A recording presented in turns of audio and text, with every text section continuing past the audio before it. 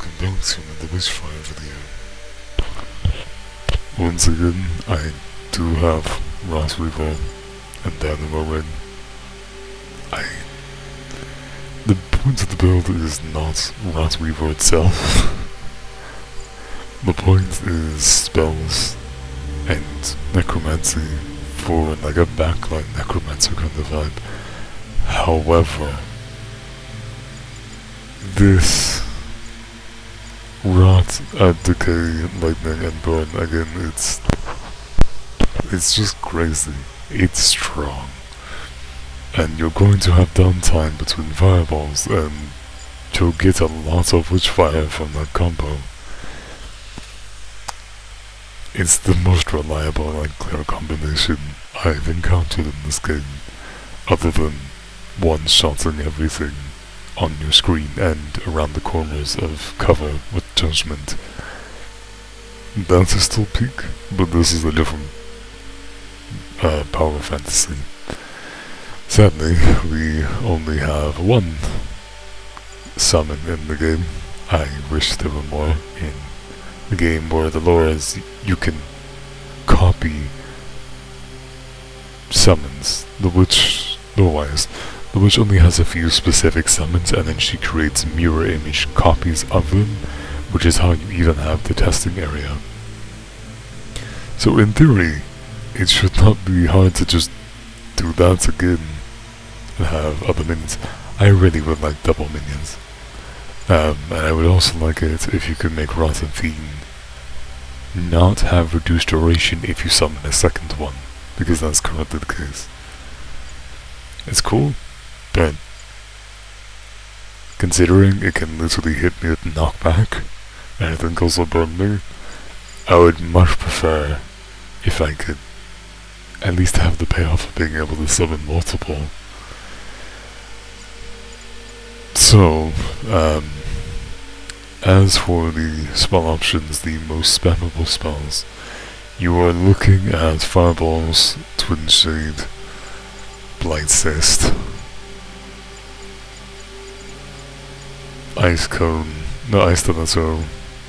Frost Cone isn't too spammable, it's not horrendous, but it's not too spammable.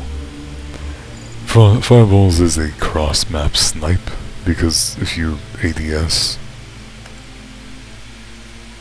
you can focus all 3 shots at a single target. And it's also a reliable source of burn, which works well with these two.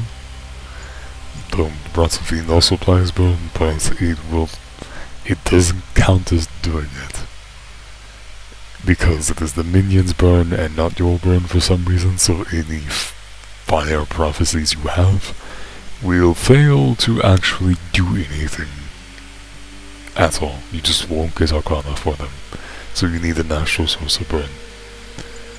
So I guess Streak Out could work, technically, but still I much prefer Fireballs and Lightning Bolts in general for the spam. So again, the idea is Backline caster throwing out debuffs ahead of the minion. I'm never taking this off, fight me. I've done it once when I was using Blood of the Banshee for a trial run on Judgment, just to create the biggest boom. But it's unnecessary. Parasite is also meh. Curvane, just use a Ricochet if you really want it. If anyone who hits you is cursed with Decay. If you really want Decay in this slot, just use Parasite.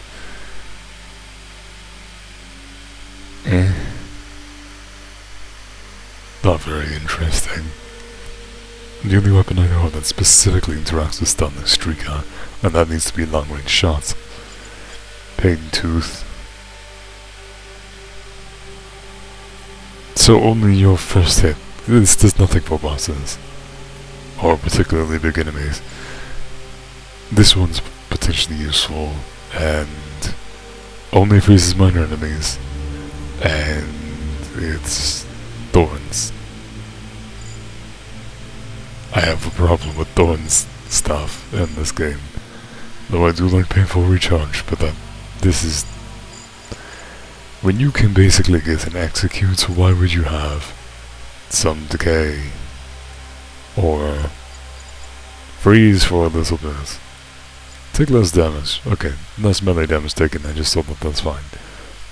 But still, the point remains. Free revive. Why would I take any of the other stuff? Shockwave, but on low health. Bonus healing, I can just full heal. When I would die anyway. Why do I need to block one shot? I have a full heal. Minor shield. I have a full heal.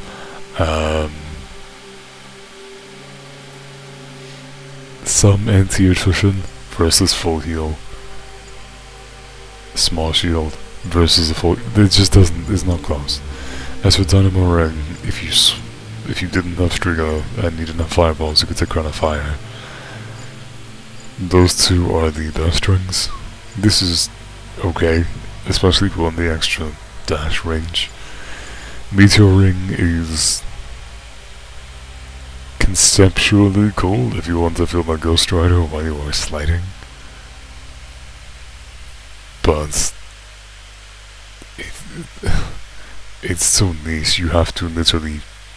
It stops you when you hit someone.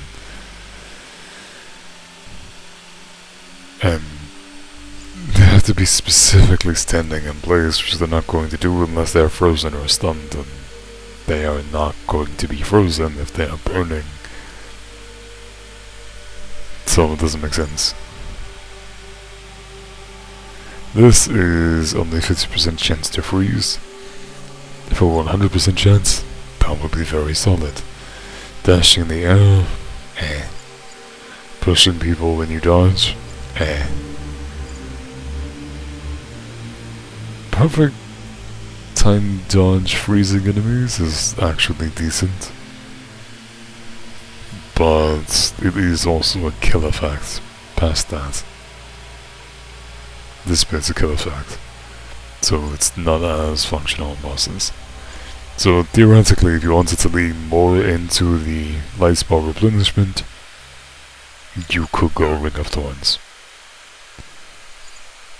That said, I like this combo. As for stats, I have a playstyle. You want this max stance as much as you can. This is supposed to be a pure caster build, or the closest you can get. As for arcana, air, I'm gonna take out water. I'll probably leave a blank. Air, fire, and earth are necessary, heaviness, lightness, and spells. Yeah, that's... You could get the critical hit arcana here, just in case you get critical burn. It's a fun combo. The divine intervention is just useful, chance to not take damage when you would take damage.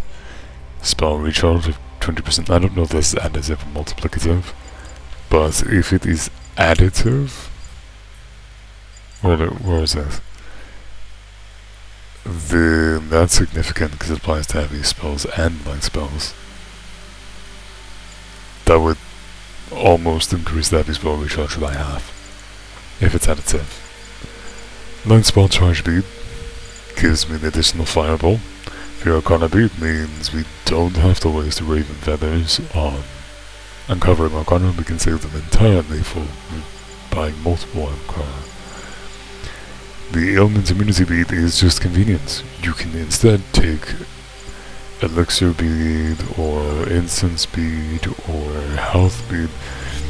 Genuinely just, this is a flex slot.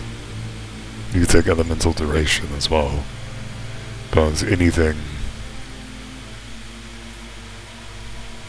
No, that's actually a really good one, because we don't have burning stank. This is just convenient. It means that the lightning traps will not take away your ability to cast spells, so if you didn't know this one was there, you decided to be a hero, jumped over a barrel and about to throw a spell, you don't get stuck in the middle of nowhere paused an animation of a failed spellcast while people shoot at you. It's useful. So that tired ramble aside, awkward transition, go. I also forgot to mention Whispering Incense. And as for why I often do Iron Creek Castle, firstly, it's cool. Secondly, it gives me enough Witchfire for around 2 level ups every time I run it. Breach is far beyond what the others provide.